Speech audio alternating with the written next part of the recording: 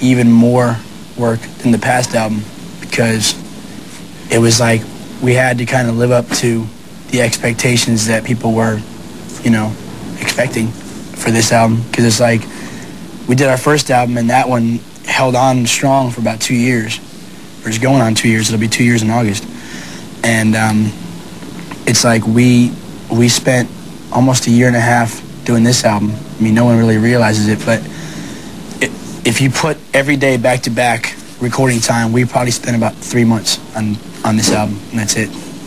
But it was over a whole year and a half worth of time. I mean, we did like 6 or 7 weeks of just recording in Sweden.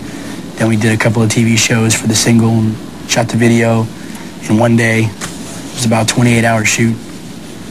And, I mean, we just realized that there's going to be a lot more work involved. But actually, there really hasn't been because the album is kind of doing it for itself. And the hype and the music in general is kind of working for itself.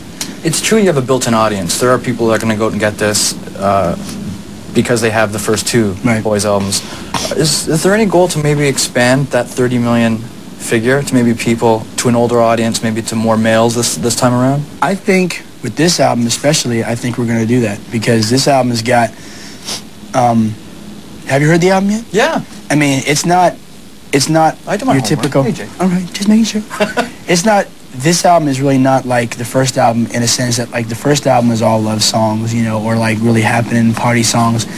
This album is a little bit more of a growth for us. I mean, songs like Show Me the Meaning, The Perfect Fan, Don't Want to Lose You Now, they're a little bit deeper. And then there's like songs like Don't Want You Back, which is my favorite song on the album, which is the complete opposite of like a typical Backstreet Boys record. It's more like the angry side of us.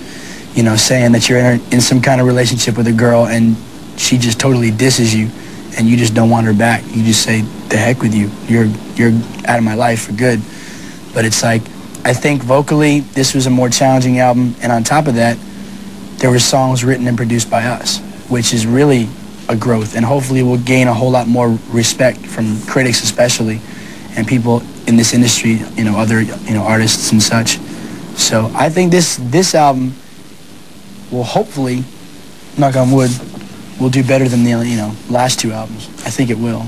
Even though Brian co-wrote Larger Than Life and Perfect Fan, I would imagine those are sentiments the whole band shares. Yeah, I mean, we all, like on It's Gotta Be You, Brian and I did pretty much most of the vocal arrangement on that song. And Brian co-wrote Larger Than Life, and he co-wrote I'll Be the One, and he wrote The Perfect Fan about a year and a half ago. Kevin wrote Back to Your Heart in like 2 hours. When Kevin flew out to Alabama, started playing the piano over at Gary Baker's house, and Gary sat down and started playing his, you know, guitar, and within 2 hours the song was written. And I mean, I don't know, it's weird. It's like we had a lot more say on this album, which is good, which makes this a whole lot more personal of an album and makes it more, I think, of a Backstreet Boys record. Well, there's a lot of introspection going on with those two songs in particular. You know, Brian was obviously thinking something before he helped put the pen to paper.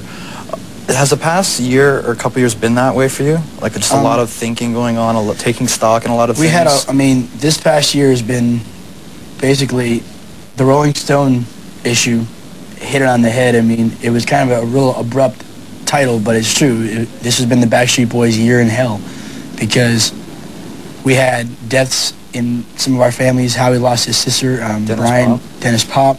Brian and Kevin lost their grandfather. Brian had surgery.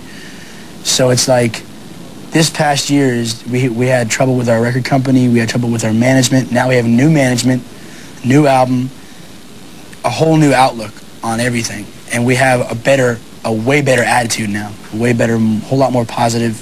We're finally comfortable and we're happy. And we can go on stage and just sing and dance and just do our job and not have to worry about the business stuff going on behind us because we have an incredible management team that is doing it for us. Ideally, that's what it's all about, is that comfort level. Exactly. And I mean, for this past year, we'd have to, like, 10 minutes before a show, sit down and have a meeting about finances or a meeting about this, and it just stresses you out. Yeah. I mean, I don't want to go on stage thinking about, you know, firing somebody or doing this or hiring somebody or production or this and that. I just want to get up on stage and sing, and that's it, you know? The shit that went down with management, old management, how did that affect the dynamics of the group? Did it bring you guys closer together at all? Definitely. I mean, we had to. We were going through a point in time, probably for about 8 months, where we basically had no management. We were doing it ourselves, and I mean, it was difficult because we're not managers. I mean, we're artists. We have no clue what the hell we're doing. You know, when it comes to that, you know, promotion stuff, traveling, touring, booking shows, booking tickets. I mean, all these kind of things. That is not really our job, you know. But we got through it. It was pretty rough, but we made it. And then we finally sat down in Las Vegas and met with, probably 10 to 15 management companies, just one after another. And the firm we just clicked. I mean, they were young guys. They were close to our age, and they just have that like fire and that drive to just want to help us. And they've done an incredible job so far. I'm not going to dwell on the litigation stuff involved with Louis Pearlman or anything like that. There was a lot of money the boys didn't see, which was rightfully theirs. Right. It's a given. This is all part of the business that fans aren't aware of. Yeah. And I mean, you know, I talk to people all the time that says, "Oh, you know, I want to get into the business." And I'm looking at them and I'm going, you know what? It's more than standing up on. That's why this is called the music business, because I mean, we did a show with we didn't actually do the show with them, but we went and saw the Temptations probably about 2 years ago. And we all of us went backstage and we talked to a couple of the guys, and one of the guys turned to us and said, "You know what, you guys, I'm just going to give you a little bit of advice." He's like, you realize that this is called the music business. He's like, don't forget that while you're on stage doing your music, your business could be walking out the door behind you. And it's very true. I mean, and your business could be totally screwing you over behind you while you're on stage doing the music. And it's true. But, I mean, nobody really knows what the heck we went through for a year, but we've all grown up a lot in the last year, and we've all matured and became businessmen. We've been kind of forced to, you know, but it's definitely beneficial to us because now we understand things in every department better.